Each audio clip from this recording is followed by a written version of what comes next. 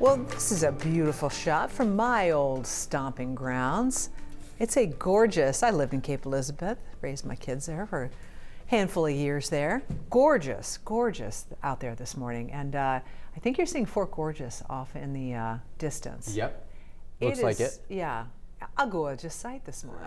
Lovely. It's easy. I was going to make it if you didn't. I mean, low-hanging fruit. Very low. I mean, how many times has that been done?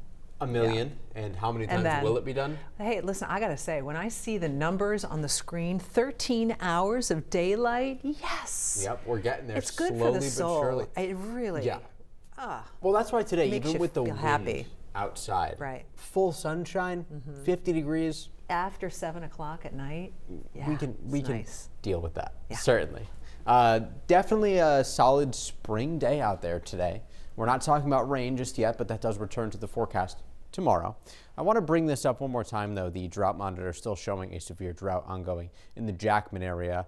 And the reason that I bring this up is because this time of year especially, and for the next month or so, we still have a lot of northwest winds, and we still have a decent snowpack. Take a look at the current snowpack.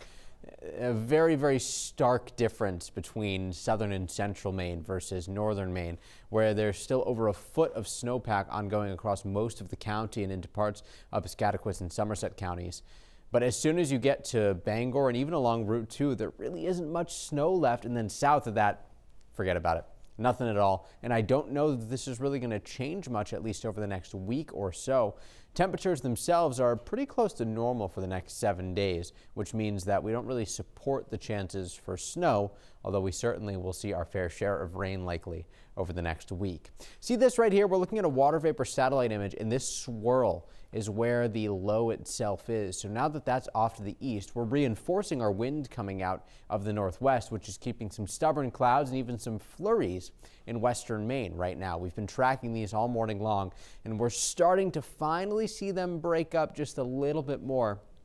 But these snow showers are stretching from the Grafton Notch area and then back down almost to the lakes region of New Hampshire. And that is all just being forced by the mountains. We had a second area of flakes that we were tracking in Washington County. But if you're down east right now, you're likely done with the snow and don't have to worry about that for the remainder of the day. We're looking live right now on top of Agamenticus. This is just a great shot to show some of those clouds that are actually being influenced by the mountains. You can see as you take a look into the distance where the cloud cover is just a little bit thicker, breaking apart as it makes its way toward the ocean. Temperatures will climb pretty quickly now over the next several hours since we're starting to get rid of those last lingering stubborn clouds. Most of us back into the mid to upper 40s as early as about 1 o'clock. And I think today a lot of us will top out temperatures in the mid 40s to near 50 degrees. Temperatures start to take a nosedive shortly after the sun sets, but with increasing clouds after midnight, we should see temperatures bottom out around midnight, maybe just a little after midnight before things actually even warm up before the sun rises tomorrow. Thicker clouds on the way throughout most of the day tomorrow, but showers don't really make a return until 5 or 6 o'clock tomorrow evening. So just before, if not right around sunset in western Maine.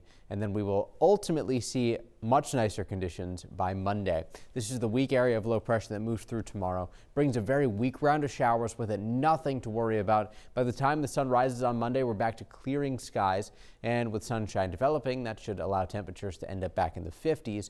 Tuesday, we watch this warm front. Tuesday for us is going to be another nice day, a lot of sunshine again, and temperatures back into the mid-50s possible. But that warm front holds the key to what could be a complicated forecast for the end of next week.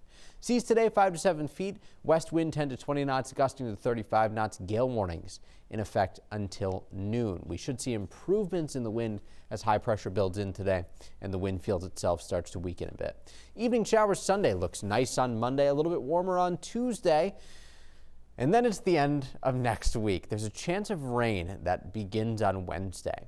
If this storm system moves quickly, we will be in the clear for Thursday or Friday. But if it doesn't, there's 2 weak storms. If they phase together, we could be talking about, a prolonged period of gloomy conditions. I don't think it's going to be one of those storms where it's like rains for days on end, Right. But overcast skies, passing showers here and there.